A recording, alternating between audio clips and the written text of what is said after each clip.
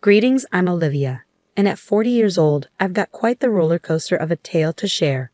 It all revolves around my sorry excuse for an ex. Though legally we're still hitched, I've mentally tagged him as my ex-husband due to his despicable actions towards me and our daughter 4 years back.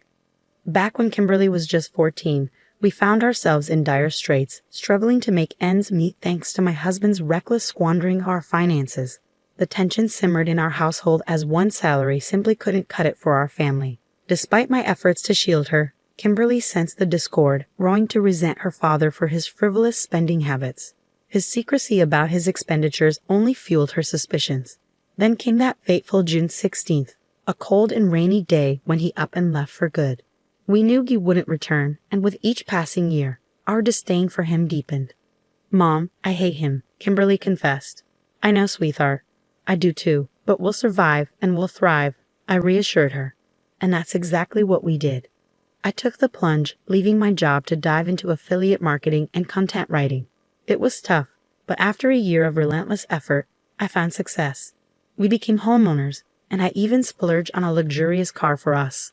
Our fortunes continued to rise, and I couldn't be prouder of Kimberly, who followed suit with her own online content career, amassing a substantial following. But life has a way of throwing curveballs, and we were hit hard by the loss of Henry, my ex-father-in-law and Kimberly's grandpa. Despite the rift with my ex, we remained close to his parents, grateful for their support during our toughest times, both financially and emotionally. Their anger and hurt towards Ben's actions were palpable. But Henry, his father, bore the brunt of devastation. While the rest of us resigned to Ben's absence, Henry clung to hope, believing that one day Ben would return with a justification that would absolve him in our eyes. It may sound absurd, but Henry's compassionate nature couldn't fathom anything less. Sadly, Henry's hopes were dashed as he passed away without ever witnessing Ben's return. Though he lived a full life, the absence of communication from his son undoubtedly hastened his demise. Kimberly and I attended the funeral, where we found solace in the embrace of Aria, Kimberly's grandmother and my ex-mother-in-law. The sorrowful occasion united us in grief, but amidst the somber atmosphere, something inexplicable occurred, something so startling it defied belief. Amidst the pale, grief-stricken faces, I could have sworn I witnessed a ghost. My eyes played tricks on me, conjuring the image of a man long dead to me, my husband. It wasn't an apparition, but rather Ben himself, though he bore the semblance of a ghost. His gaunt figure and drained complexion suggested he carried the weight of grief, perhaps upon hearing of his father's passing. As he approached, shock rippled through the crowd. Kimberly's screams filled the air, her pent-up rage exploding at her father's reappearance. Aria wept even harder, grappling with the unraveling of her family. But I remained frozen, caught between disbelief and the tumult of emotions coursing through me. I felt paralyzed, a torrent of emotions rendering me immobile. "It's evident your presence isn't welcome," Kimberly's words cut through the tension. "You don't just waltz in here like nothing happened.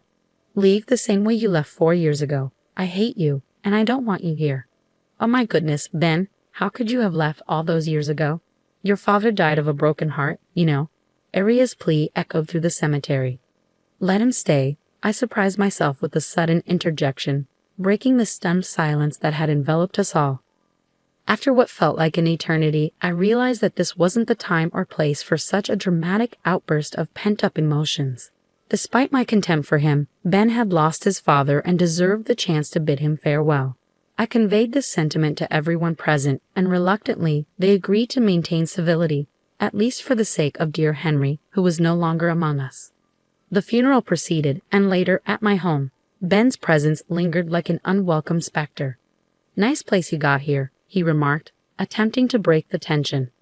"Cut the crap, Ben," I retorted sharply. "You don't just waltz in here like nothing happened. If you want to stay, you have to tell us everything, absolutely everything, because—" "I will not let you taint this beautiful home with your negative energy," I asserted firmly. "Olivia has worked too hard for this place. You owe us an explanation, starting with why you look like a zombie." Ben's expression faltered for a moment before he responded. "Actually, scratch that. You can start by stating your business. What exactly do you want?" "Because we all know you're not here because of Grandpa's funeral." "Of course I'm here because of my father's funeral," Ben retorted, his tone defensive. "He was my father. But I'm also here for another thing. I'm here to collect my inheritance. I had to physically restrain Kim before she launched another attack. Murmurs rippled through the crowd, heads turning towards the brewing altercation. Arya managed to calm the onlookers while I guided Ben and Kim to a more secluded area of the house. Don't call me that, Kim snapped as soon as we were out of earshot. I'm not your anything. You forfeited the right to call me that the moment you decided to leave us to fend for ourselves with no explanation or anything. What sort of father does that? I try to forgive you, but I simply can't. Look, Kim, Olivia, I'm sorry about everything. Ben's apology hung heavy in the air, but whether it was sincere or not remained to be seen. I really am, but I desperately need the money. Ben's voice wavered, his desperation palpable. I'm in some hot water right now. Do you think we care about you and your problems? Kim's tone was sharp. By the looks of it, you seem to have gotten yourself in with the wrong crowd. Are you doing drugs? Ben hesitated, and suddenly his pallor and sickly appearance made sense. Ben, Arya's voice cut through the tension as she joined us. Now that I've sorted everything out, can you please explain what happened? Your father waited for you all this time, holding on to hope that you would return one day with a good enough explanation to dispel our doubts. So please tell me that you come bearing some good news. Tell me something to believe in. I came here to get my inheritance money, Mom, Ben confessed. He's on drugs, Grandma, Kim interjected bitterly. That's why he came here, to get his inheritance money so that he can buy more drugs. No, it's not like that at all, Ben protested. You were right about me hanging with the wrong crowd. Let's just say that I was at the wrong place at the wrong time, and now I owe some people some money. How much are we talking about? Arya's voice trembled with concern. 50,000, Ben admitted reluctantly. What did you do? I couldn't hide my shock. Well, that is great, Kim's sarcasm dripped with bitterness. So, you need to tell me while Mom and I were struggling to keep warm and feed ourselves, you were messing around with shady people. Ha. Well, we won't help you with that. You made your bed, and now you have to lay in it. I know you're upset, sweetie. I tried to intervene, but Kim's anger was relentless. But please, let's just. Are you trying to defend him right now? Kim's accusation hung heavy in the air. He left us, Mom. I know, Kimberly, he didn't just leave you. Okay, he left me too. He left your grandmother as well, and he left Grandpa too. He broke all of our hearts, and we don't ever have to forgive him for doing that. But clearly, he's learned his lesson, right? I mean, just look at him. It's so crazy how I was defending him so wholeheartedly back then, when in the end, it was because of me that he eventually did what he did. Shortly after the funeral was finalized, Ben was staying in a motel, and Arya and I, mostly Arya, would visit him to see if he needed anything. Kim refused the idea of even seeing his face again. We just wanted to finalize his inheritance so that he could be on his merry way. Kim and I decided that we didn't want much to do with him, but Arya, seeing as she was his mother, obviously wanted to try and rekindle something. As the weeks went by and the family lawyers did their best to authenticate Henry's will and determine inheritance values, Arya brought Ben to the house so that she could, at the very least, promote a civil environment amongst us all. As much as the bitterness and hatred weren't going to do us any good, it was going to take a long time for us to be anywhere near that. Kim would sometimes come just to sit and not speak, but she mostly opted out of the whole thing. Finally, the lawyers informed us of the inheritance amounts that each person would receive, and by some lucky stroke of fate, it turned out that the inheritance money that Ben would receive amounted to $50,000. Kim was infuriated. She didn't find it fair that the person who robbed her of her happiness for many, many years gets to be rewarded out of the blue. As much as she was an adult, she was still my baby, and I could understand her frustrations. But unfortunately, it wasn't up to her to decide whether he would get the money or not. Arya and I were seemingly nonchalant about the findings, and honestly, I just wanted this whole process to be done with so that I could go back to living my good life. As Ben assimilated to this lifestyle, it appeared his demeanor changed. He went from shy, timid, and remorseful to slightly arrogant and cocky, especially upon hearing he would receive exactly what he came for. I noticed this behavioral shift but opted not to say anything, chalking it up to the drugs he was doing. It was so sad to see a man who used to be so respectable end up like this. I just couldn't understand. A few more weeks went by, and Arya told me, Ben's inheritance money is ready to be collected. He doesn't know about it yet. but I wanted to inform you beforehand. I know it's a terrible thing to give such a large amount of money to an addict. I don't even want to think about what he'd do. I'm so sorry, my child, but I just don't think I can handle giving him the money just to see him disappear again. It would shatter that sliver of hope I have left for him. I can't be the one to give it to him. Please, can you do it? Of course, Aria. I can't imagine how hard this has been on you. I reassured her. It takes a different type of strength as a mother to witness such an awful thing happen to your baby. You've been strong for too long, Ma.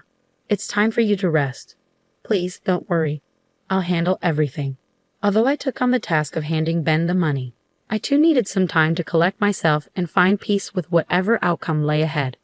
Ironically enough, I sought solace in the attic, surrounded by relics of my old life. Despite the painful memories they once held, these artifacts now served as reminders of how far I'd come. As I sat amidst the old and dusty remnants of our past, memories flooded back.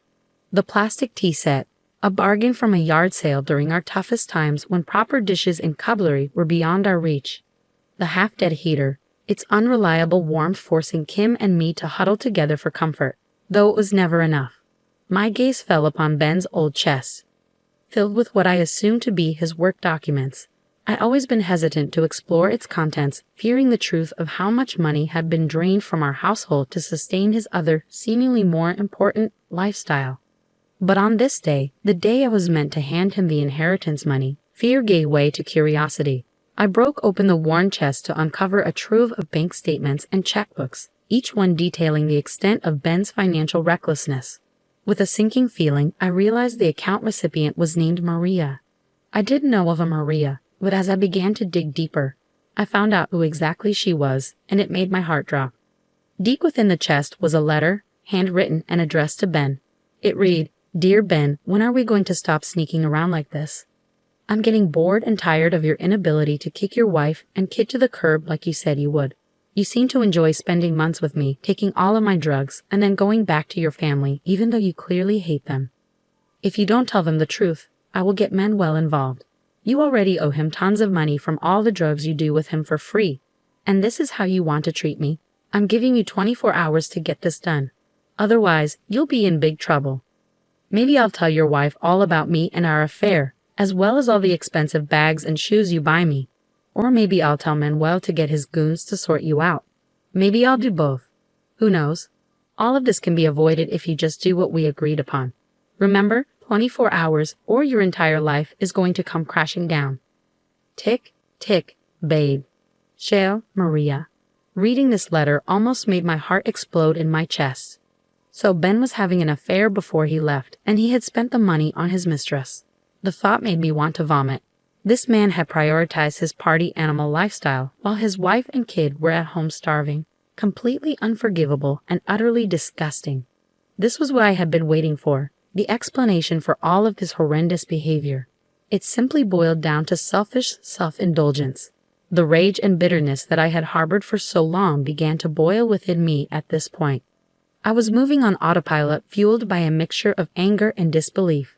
Gathering everything from the chest, I stormed to the dingy motel where Ben was living.